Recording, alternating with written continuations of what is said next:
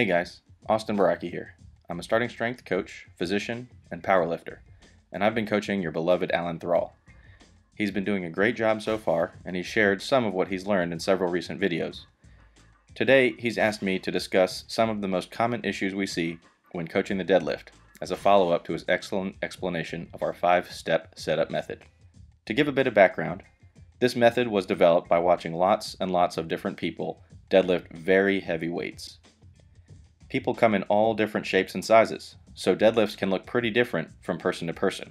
But by watching very carefully, we can identify a few common features when pulling a heavy weight off the floor. Namely, the bar always leaves the floor when balanced directly over the middle of the foot, with the shoulders slightly in front of the bar. This places the bar directly below the shoulder blades, not the shoulder joint. And this simple rule applies to everyone, all the time, regardless of your proportions, what position you start from, or what feels good to you. You're welcome to try to find exceptions, but a sufficiently heavy weight simply won't leave the floor any other way. These universal features are conveniently built into this setup method, so that by following the same exact 5 steps, people of all different shapes and sizes end up in the correct starting position for their proportions. Now with that said, let's take a look at some common errors throughout the 5-step setup that Alan explained in part 1. Recall that step 1 involved approaching the bar and taking a relatively narrow stance, placing the shins 1 inch away from the barbell with the toes turned slightly out. The most common errors in this step involve setting up either too close or too far away from the bar. People often end up too close to the bar if they have a bit of a belly and have to bend back at the hips in order to see their shins and feet. After finding what looks like 1 inch between shin and bar, standing up straight brings the shins forward, sometimes even into contact with the bar, before ever getting to step 2. Continuing to follow the method from here, especially remembering to not move the barbell, will result in a stiff leg deadlift position with the hips far too high. For these folks, I typically recommend checking positioning from the side, without moving the hips back to look down. It's also common for people to set up too far away from the bar, placing it over the toes rather than over the midfoot. Remember, maximal deadlifts simply cannot be pulled from over the toes. It's physically impossible. So if you do see someone successfully pull a weight from over the toes, there are 2 possibilities. Number 1, it's not actually a maximal pull. This is commonly seen with cleans and snatches, which are submaximal pulls compared to a heavy deadlift and are therefore more forgiving of where the bar starts from. Possibility number 2 is that the bar rolls backwards, coming back over the midfoot before it actually leaves the floor. And just think about all that effort spent pulling on the bar while it rolls back into the proper position. It's simply wasted energy that makes the deadlift feel much harder than it needs to be. Step 2 involved taking a grip just outside the legs without moving the barbell. Alan already discussed the consequences of taking a wide grip in part 1. The other error to mention here involves moving the bar as the lifter takes their grip. Alan did a great job emphasizing the importance of not moving the bar, because any movement automatically means the bar is no longer balanced over the midfoot, where it needs to be in order to leave the floor. And although some lifters roll the bar back towards them prior to initiating the deadlift, this is not recommended for most lifters, due to the difficulty with maintaining consistency between reps. Due to the bar's movement leading up to the pull, you can't be sure that each rep is being initiated from the exact same spot. This leaves room for error, which we'd really prefer to avoid in any situation where maximal weights are being moved.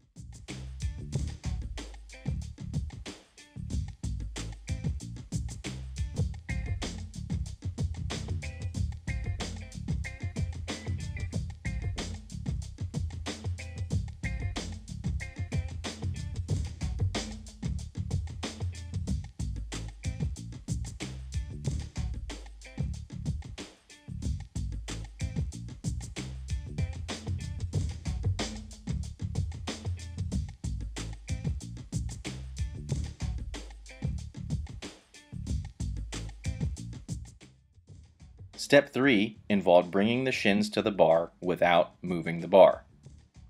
Assuming all the previous steps have been done correctly, bringing the shins gently into contact with the bar in this step will establish the proper hip height. One common error in this step is to physically rock forward at the ankle in order to bring the shins to the bar. This ends up shifting the lifter's weight onto the toes, and once again, maximal pulls don't come off the floor when you're on your toes. The proper way to execute this step is to therefore bend the hips and knees straight down in order to bring the shins forward while maintaining balance on the midfoot at all times. Another common error in this step is sitting the hips down too low, usually in an effort to use more quads, or to feel like the back is in a better starting position. However, this will usually kick the bar forward of the midfoot, which takes us back to the problem discussed in step 1, where any sufficiently heavy weight will not leave the floor until it comes back over the midfoot. Some lifters will argue that they can drop their hips down low without moving the bar at all, by using the barbell as a counterweight. However, the only possible way to do this involves shifting your weight far back onto your heels. Go ahead, try it for yourself, and feel where your weight shifts. Additionally, doing this will often pull the shoulders back behind the barbell. Once again, maximal weights never leave the floor with your weight back on your heels or with your shoulders behind the bar. Ever. If you watch carefully, once these lifters start pulling on a heavy bar, you'll observe their hips rise, their weight shifts back to the midfoot, and the shoulders move in front of the bar before it ever leaves the floor. This means that all that extra quad didn't actually do anything to lift the bar.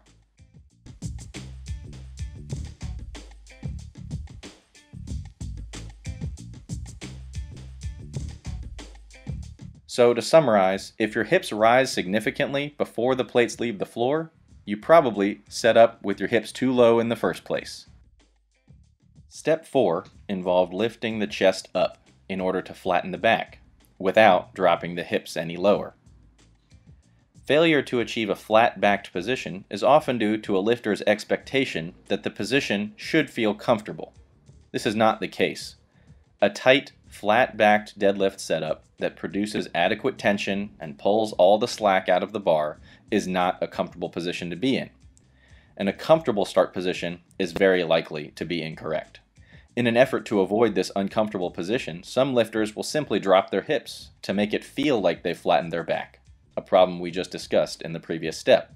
The chest should instead be lifted without lowering the hips once they were set in position in step 3, and this flat back should be maintained throughout the actual lift. Step 5 is to physically drag the barbell up the legs. The primary error in this step involves allowing the bar to swing away from the legs. Remember, the shoulders start out in front of the barbell, which means the arms are actually angled very slightly back at the start. This means the bar wants to swing away from you. You must prevent this from happening by using your lats to keep the bar in contact with your legs at all times. Any forward swinging of the bar, easily identified by seeing air between the bar and the legs, automatically means the bar has drifted forward of the midfoot and is no longer moving in a straight vertical line. Another common error during the lift is starting to open the hips immediately off the floor. This forces the barbell to travel out around the knees in a looping path. It pulls the shoulders behind the bar too early and often leads to rebending of the knees, hitching, or ramping when approaching lockout. Not only is this highly inefficient, but it'll often get you red lights in a meet as well. Cueing the lifter to leg press the weight off the floor and to keep the shoulders over the bar for longer than you want to are effective ways to fix this common error. Finally, some lifters will experience a very fast, very easy pull until the bar passes the knees, followed by an agonizingly slow approach to lockout that might last several seconds by itself. They'll therefore conclude that they have a weak lockout or weak glutes, and perform gluteal isolation exercises or high block pulls to improve these factors. However, this situation is almost always due to the lifter allowing the back to round as the weight comes off the floor. This results in a position where the knees and hips are near lockout, but the rounded spine must uncoil itself to fully lock out. And this is where most people fail. This situation therefore represents a weakness, or simply laziness, of the spinal erector muscles that maintain a flat back, and it has little to do with the hip musculature in most cases. The best solution for these lifters is to find the weight where a flat back can be maintained and train the deadlift up from there with perfect technique. So that's all I've got for today. I hope you found this discussion helpful.